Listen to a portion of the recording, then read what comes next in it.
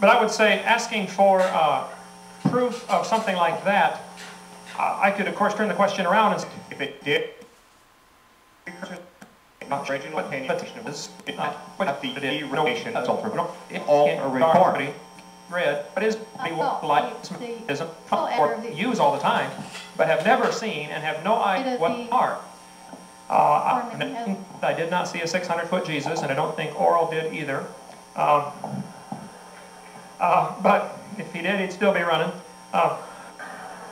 So I'm certainly not one of those kind, but I think it is something I take by faith. I've never been to Japan, never been there, but I have a Casio watch. I'm sure it's made in Japan, and I would guarantee there's a Japanese watchmaker over there, even though I've never seen it. I, by faith, would accept that. That's no problem. I see the results. I see the creation, me and you and the world, and there has to be a creator. There is design that indicates a designer. That argument has never been successfully answered by the evolutionists. Design demands a designer. They spend millions of dollars putting telescopes up to look for intelligent signals from outer space because they know that would prove there's intelligent life out there. And yet there are signals bombarding us all the time.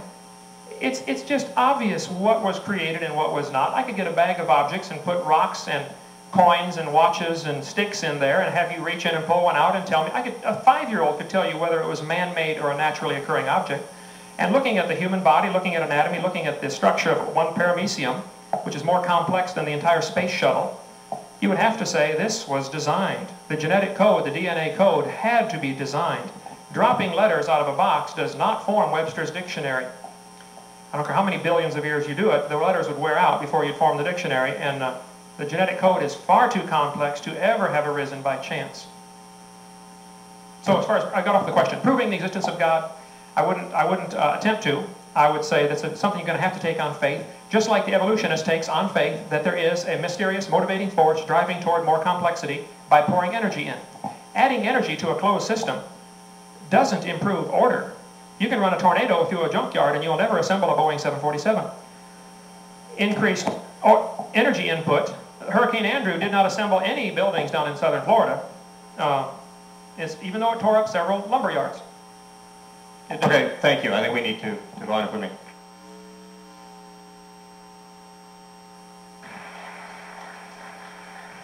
Sorry to cut you off, but I'm kind of looking at a 5-minute clock here. Do you wish to handle how to prove the existence of God, or perhaps something close?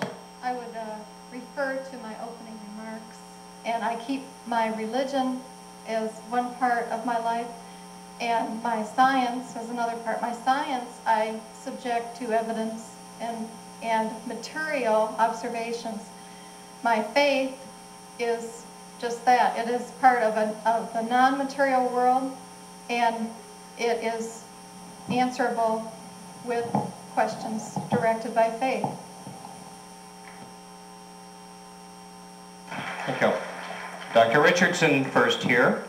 I'm going to throw you, paraphrasing what I've gotten 5 or 6 copies of here.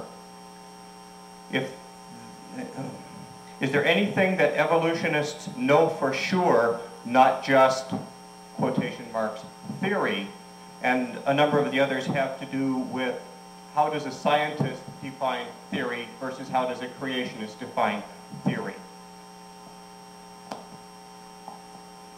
Well, theory is defined as a fact in science, a fact based on empirical evidence. And a creationist, I believe, adds religious faith to that equation, and I would find that an inappropriate use of that. Now, is there anything that evolutionists know for sure? Is that the question? Correct. Again, I get my hackles up whenever I hear prove. With respect to biology, we weren't listening in the beginning when I talked about proofs being confined to the sciences of physics and chemistry. So please, listen a little bit so I don't have to do this. So does evolution have evidence? Is there evidence of evolution? We have the fossil record. We have the current study of animal behavior. where if we ask questions in an evolutionary framework, we have predictive power in answering those questions. We have the science of ecology. We have subsciences, all of the subsciences of biology provide evidence for evolution and use evolution to give it predictive power. So yes, we have more than you can imagine, volumes and volumes. If I brought my library and lined it up here next to Dr. Hovind's library, just the books that I read teaching an evolution course this term, we fill the Winona Library is stacks and stacks of books on evolution. These are not speculation, they are empirical evidence upon empirical evidence. The entire fossil record, the entire subsciences of ecology, animal behavior, taxonomy, all of the subsciences, physiology, anatomy. Biology is full of empirical evidence for evolution.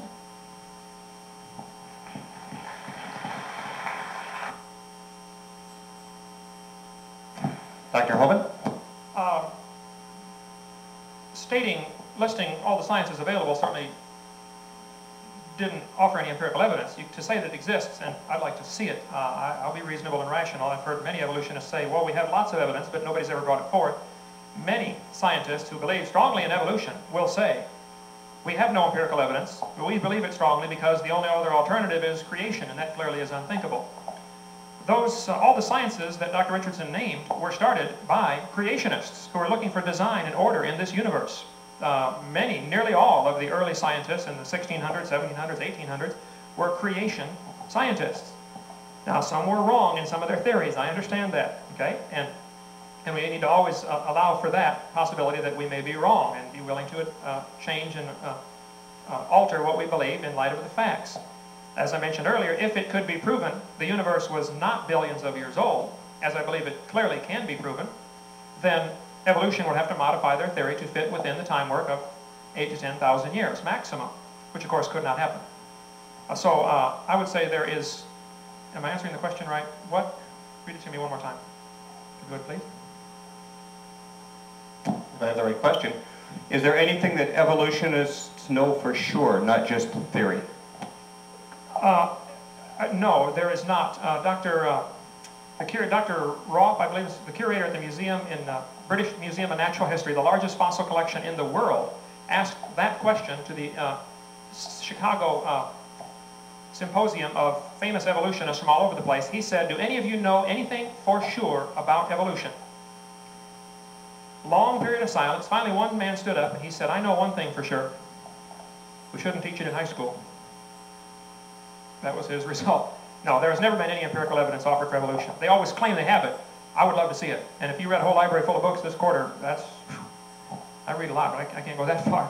I try to read a lot. I'm willing to read anything by anybody.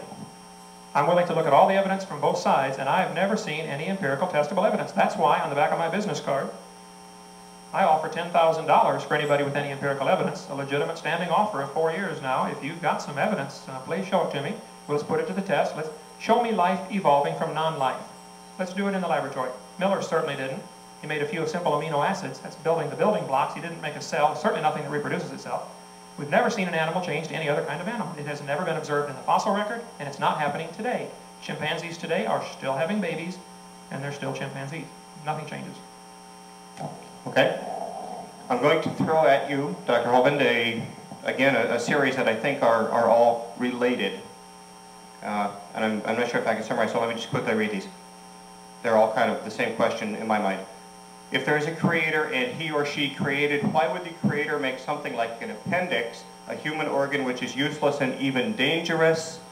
Why is there certain useless anatomical, certain useless anatomical parts of the body, such as the coccyx, the remnants of a tail, and useless muscles that are gradually disappearing?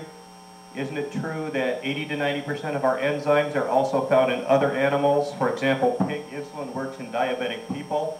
And isn't this evidence that we are biologically related? If human beings aren't related to apes, why do we have the muscles which gorillas and chimpanzees use to oppose their great toe and small toe? There's an anatomist here. They're called the opponents hallucis and the opponents digiti minimi. Sorry, it's not minimus, it's minimi. I happen to be an anatomist. Even though we can't make these motions, why is the bone and joint structure of our great toe like that of our thumb instead of like that of our other toes if we didn't evolve from animals which could oppose their great toes like chimpanzees and gorillas can? I think that's it. That's it? Did I do too many on you? No. I think the question is, why do we have evidence of things that would be evolutionarily remainders of things we don't use anymore? Okay, I think the vestigial organ argument, of course, certainly does not prove evolution at all. That is, again, examples of losing something, not gaining something, which would be the opposite of evolution if they did exist. When the human anatomy was first being discussed and discovered back several hundred years ago, they had a list of 180 vestigial organs. The tailbone was one, the coccyx, the different muscles in the body, the appendix. I don't know of very many reputable doctors that would say there are any vestigial organs. To my knowledge, there's no such thing as a vestigial organ still on the list. It simply was a lack of our understanding. For years, they thought the pituitary gland was a vestigial organ, something we did not need, which certainly you do. The coccyx, the tailbone, is definitely not a vestigial organ. There are some definite uses for it. It holds a number of different muscles that are useful for different functions. Break yours sometime and try to sit down and you'll see.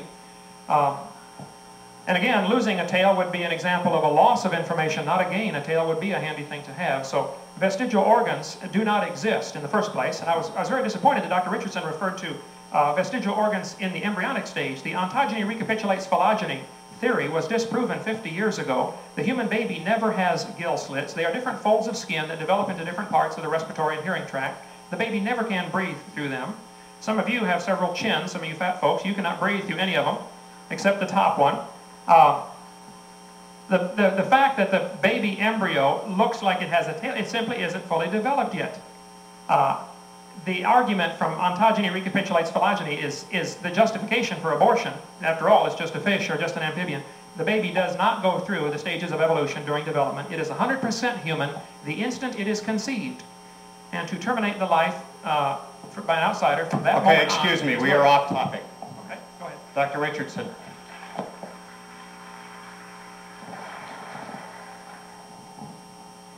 Embryonically, we do have gill slits. They are vestigial. By definition, vestigial is useless. So of course we don't breathe through them. They are remnants of our ancestry. The ontogeny recapitulates phylogeny has been disproven. We do not pass through our ancestral stages, but that has nothing to do with our continuing to show some of these vestigial organs because we are not subject to natural selection as strongly in the womb as we are once we come out of the womb. So when we're in the womb, we are protected, and there is not selection to get rid of some of these useless structures that we don't use. Vestigial, by definition, is non-usable, so of course you don't breathe through them in the womb. But pharyngeal gill slits do give rise to structures of the ear, structures of the jaw. Embryologically, they correspond very well to the pharyngeal gill slits of our ancestors. So we have many vestigial organs. Vestigial, by definition, is useless. So. Okay, I didn't just happen to pick this one out. It addresses the same thing, and maybe you can just say, I already answered this, but it provides some information toward that. You mentioned that the pharyngeal gill slits are vestigial, but modern embryology has proved this wrong, as Dr. Ashley Montague, an anthropologist, stated, quote, the theory of recapitulation was destroyed in 1921 by Professor Walter Gerstang in a famous paper, since when no respectable biologist has ever used the theory of recapitulation because it was utterly unsound, created by a Nazi-like preacher named Haeckel. To whom do you go for your source of research on embryology? I see two questions in here. Is it true that no respectable biologist has ever used the theory of recapitulation? And to whom do you go for your source of research on embryology?